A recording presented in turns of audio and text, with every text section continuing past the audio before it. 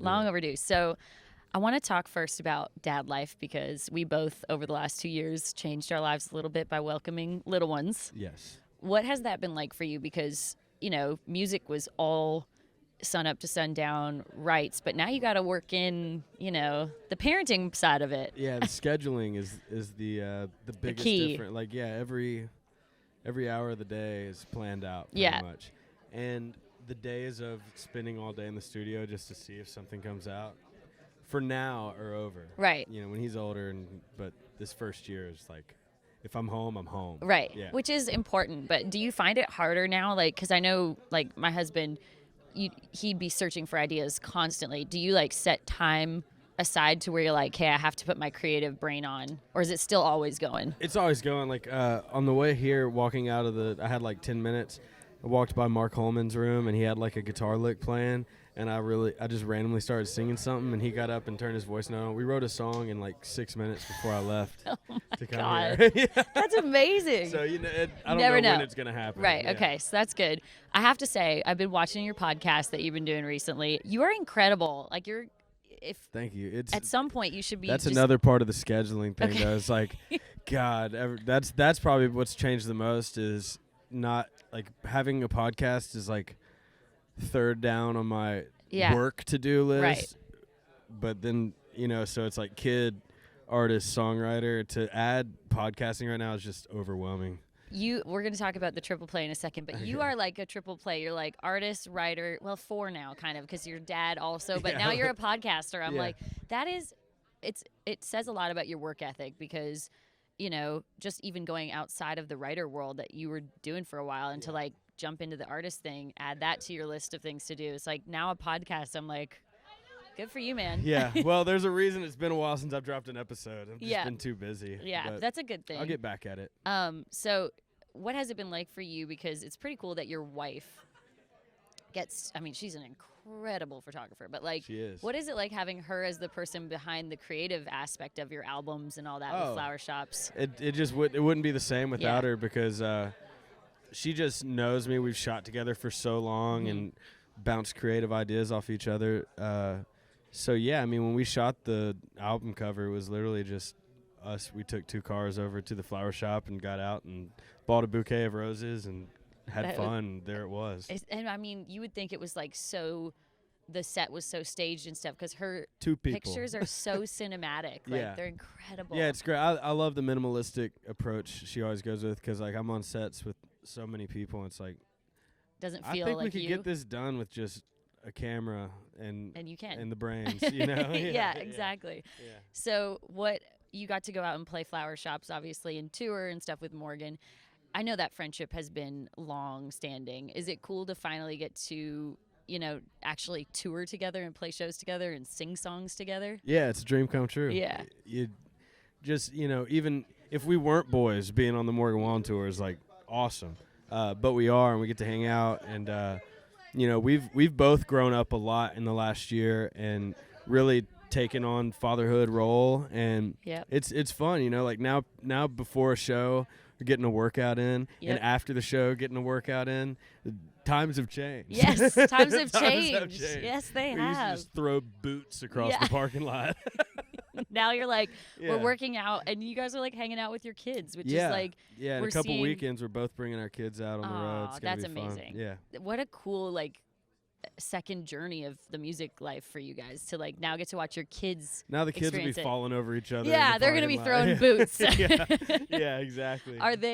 Do you find they are little versions of you and Morgan? Because they both look a heck of a lot like you guys. Yeah, I see it. I see it for sure. Ryman is so much 50-50, me and Delaney, though, too. And I feel like Indy's the same way. Yeah. Good kids. It's cool. Super good kids. Yeah, it's cute. I think having kids was good for both of us. Yeah. Dad life, it's like you still get to be a big kid for the rest of your life with children. Yeah. But you just learn to mature just a tad. Yes. Just a little bit. Prioritize. Yeah, prioritize, exactly. Yeah. So now, are you having a hard time when you're writing? How do you choose, okay, I'm going in the writing room, this is an earnest song we're going to write? Or are you just, finishing the write and seeing what it feels like? Both. Yeah. Sometimes, immediately. Other times, I might know at the beginning of a song it's not for me. Yeah. Still gonna write it and send Yeah. it straight to who it sounds like. Yeah. So I don't regret any songs that other people have cut that I've written. That's good. At all. Yeah, I know some people are like, man, I wish I had kept that for myself. It's like, it ends up where it's supposed to be, I think. If the song didn't make any money, then cut it again. If you really, but Yeah. if it made money, you shouldn't regret it. Yeah, like you probably don't regret writing "I Love My Country" and No. FGL cutting it. No. I don't So, regret any of them. Huge congrats! I know Thank you. being a songwriter, CMA Triple Play is like one of the biggest, highest honors you can get. It's wild. So you had big plans, More Than My Hometown, and I Love My Country. Yeah. Those were your 3 songs that you wrote, number ones. What was that feeling like, getting to finally check that off the list? Well, a huge honor, and it's an award I really didn't even know existed like 3 years ago.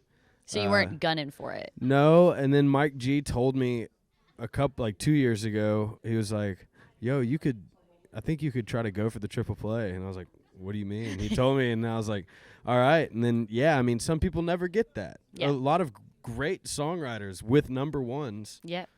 You know, you could have 10 number ones. It's just you get them 3 in a year. It's wild. My first 3 number ones came during a pandemic, so there were no number 1 parties. Oh yeah. You know, it was like Any plans to do those at some point? I guess not. it's past. Because it's like It's already we're passed. past that. It's like doing a gender reveal for a 4-year-old.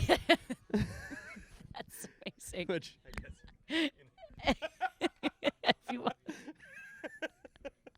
That's the best way you can explain that. That's so good. I'm not going to say anything else Nope, on the matter. nope. We're gonna end it on that, Yeah, and then we're gonna okay. talk about some of your favorite things. Okay.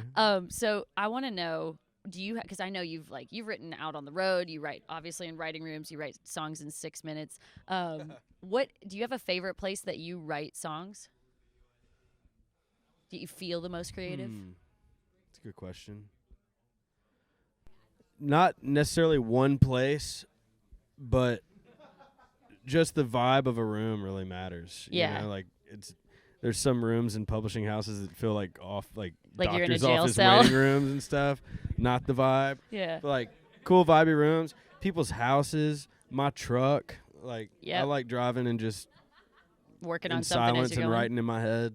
Yeah. Yeah. And I'm sure your phone is just full A lot of unfinished notes. notes Just of like humming and just beats. reading. Yeah. Just if you read my notes, there's like 2 or 3 sentences. It's like, what was he trying to do there? Yeah, and have it's to go cool to back like and- go back and be like, what was I trying to do Yeah, there? yeah. We may never know. We may never know. Do you have a favorite place now that you've played some really incredible venues? A favorite venue you've played so far that was the most memorable? The Ryman. The Ryman. His son's name is Ryman. Yeah, So. the Ryman feels so cool in there. The sound is really good. I'll play all over the country, but the Ryman is probably the most special to me. Yeah. The one I haven't played that I want to is Red Rocks. Red Rocks. Let me know when you're going to play that because we're going to come. I want to play Red Rocks. And obviously getting up to seeing Flower Shops at Madison Square Garden was another one of those moments. But as far as like done a set or, yeah, man, the Ryman. The Ryman. Yeah. Yeah, what a cool place. If you've never been, it's like music just sounds so much better in that room. Yes. Yeah, so much better. Yeah. Okay, last thing. What's your favorite thing to do with your son when you're away from music and everything? What are you guys doing? Walking around. I like taking him to the mall and letting him walk. We picked out shoes yesterday for him. That's a milestone. It is. Yeah, I mean, right now he just likes playing so much. Like I'll lay my guitar on the floor and he'll come over and Strum it. Yeah, he's just a fun kid. It's a fun age right now too. Yes. All right. Last thing I want to know, who's a favorite artist of yours that you kind of have been gravitating towards at the moment? At the moment, I've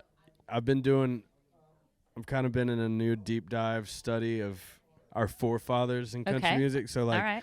pre-Flower Shops, I was in a George Jones kick, and I kind of always am. But right now, I've been digging Christofferson a lot, like going deep dive Christofferson, Haggard, John Prine. Like, God, like I wish I could have met John Prine. You know, I just wasn't paying too much attention. Yeah.